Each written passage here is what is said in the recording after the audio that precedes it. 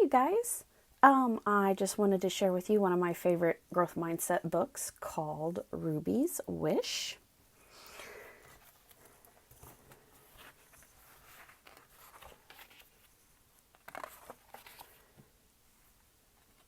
Ruby's Wish by Shirin Yim Bridges.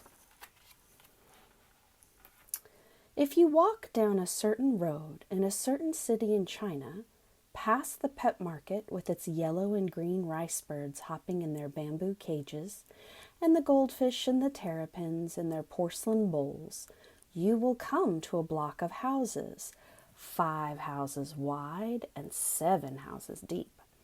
Many families live here now. It's basically been turned into like an apartment complex. And the buildings are brown with age and dirt.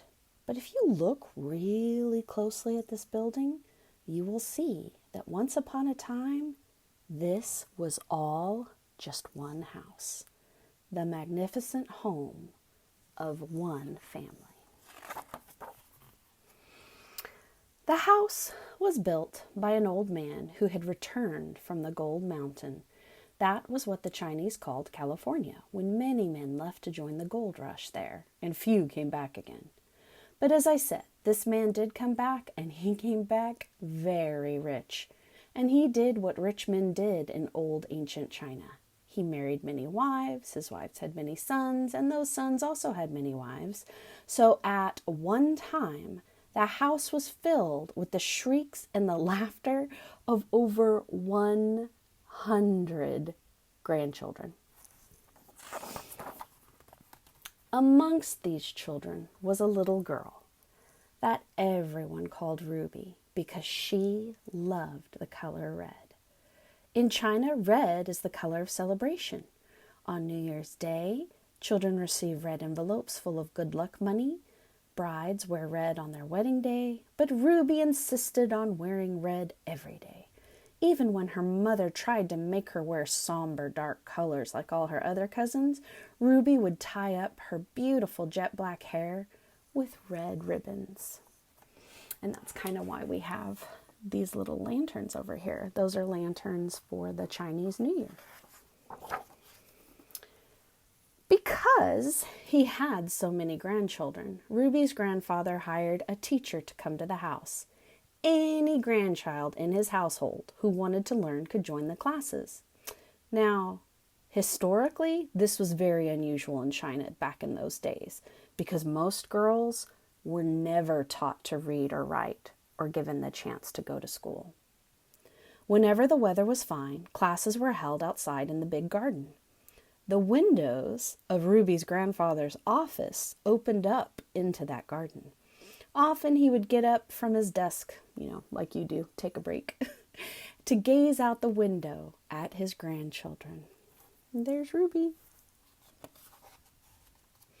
One day, Ruby's grandfather looked down from his window to see the high white wall of the garden plastered with samples of calligraphy, because his grandchildren had been practicing their handwriting. Ruby's grandfather laughed to see that many of them had smudged ink on their hands and their faces. But then he noticed that one sheet was more beautiful than the rest. Which of his grandchildren had produced such wonderful calligraphy, beautiful handwriting, which takes lots of work? Down in the garden, the teacher was praising Ruby. Her little ears were turning as bright red as the jacket she was wearing.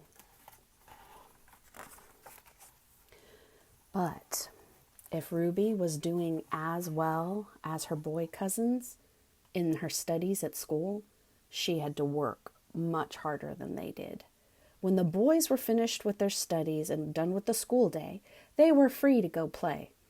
But the girls had to go into the house to learn about cooking and keeping a house running and clean. In fact, as far as their mothers were concerned at that time, that was really the only thing they thought girls should know. So one by one, the girl cousins stopped going to classes as they got older. All of them, except Ruby. She would not give up. She would catch up on her embroidery and all the other work at night. Many nights her candle flickered long after everyone else had gotten to go to bed. So in order to be able to learn, she's having to do twice as much as everyone else. But it didn't stop her. One day, the children were asked to write a poem. So Ruby wrote in her beautiful calligraphy, "Alas, bad luck to be born a girl. Worse luck to be born into this house where only boys are cared for." Ooh. Ruby's teacher was very impressed by the power of the poem. He was so impressed he showed it to Ruby's grandfather. Now, Ruby's grandfather was also impressed, but he was worried about what the poem said. So he summoned Ruby to his office. Kind of like being called to the principal's office. Oh. Ruby found her grandfather sitting in his chair, her poem spread open on his desk. "Did you write this poem?" he asked. "Yes, I did, Grandfather," answered Ruby. "Do you really think that in this house we only care for boys?" "Oh, no, Grandfather," said Ruby, worried that she'd upset him. "You take good care of all of us, and for that we are so grateful." "Little Ruby," her grandfather said gently and kindly, "I really would like to know why you wrote this poem.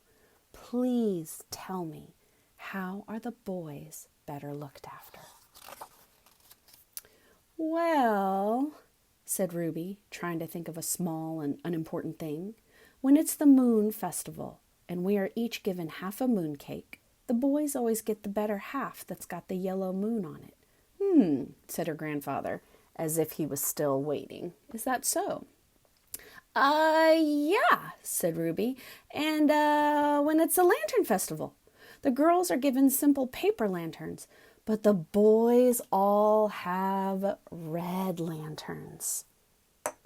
And they're sometimes in the shapes of goldfish or roosters or dragons." Now, Ruby's grandfather chuckled. He'd never thought about that before. He could imagine how much Ruby would have liked a red lantern. "But most importantly," said Ruby all of a sudden, staring hard at her red shoes, "the boys will get to go to a college or university when they grow up. But all the girls can do is leave this house to be married." "Don't you want to be married someday?" asked her grandfather. "You know you're lucky. A daughter of this house can marry any man she chooses." "I know, Grandfather," said Ruby, "but I'd much rather go to college or university." So Ruby's grandfather touched her hair. "Thank you for talking to me about this, Ruby. Now go on with your lessons. Make the most of them while you can." So Ruby went on with her lessons, working hard as always. Some of the boys grew up and went away to college. Some stayed in the house, started families of their own. But when they grew up, all the girl cousins were married and sent away to live with their husbands' families. Ruby knew it would soon be her turn. In the ponds, Ruby could see the orange and white carp fish gulping for breath under a thin layer of ice. It would soon be Chinese New Year, and Ruby felt sure it would be her last one at home. On New Year's Day, Ruby put on red velvet shoes and tied red ribbons in her hair. Then she went up to wish everyone a Happy New Year. She started with her married cousins and then worked her way up through parents and aunts and uncles, and each one gave her a red packet full of lucky money. Finally, last, she bowed low before her grandfather. "Good luck and prosperity to you, Grandfather," she said. "Good luck, little Ruby," replied her grandfather, and he handed her a very fat red packet. Ruby could feel everyone get still and all the eyes of her family on her as she opened the red envelope. Can you guess what was in it?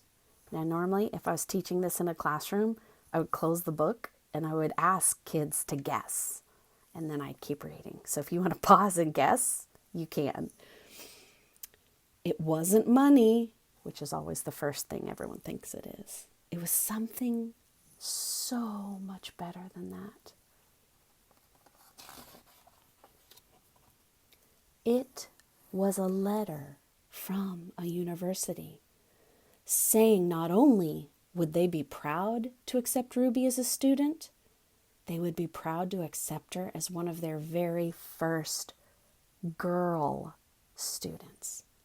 So that is how Ruby got her wish. And it's a true story. How do I know this? Well, Ruby is my grandmother.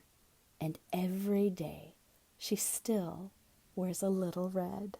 So that's the real Ruby. And her granddaughter is the one who wrote this book. So the next time you are facing a challenge that seems kind of tough and overwhelming or a little bit impossible, just remember stories like this, true stories of people that had that growth mindset and they hung in there and they kept working and they didn't give up. I hope you have a great day, you guys. Bye.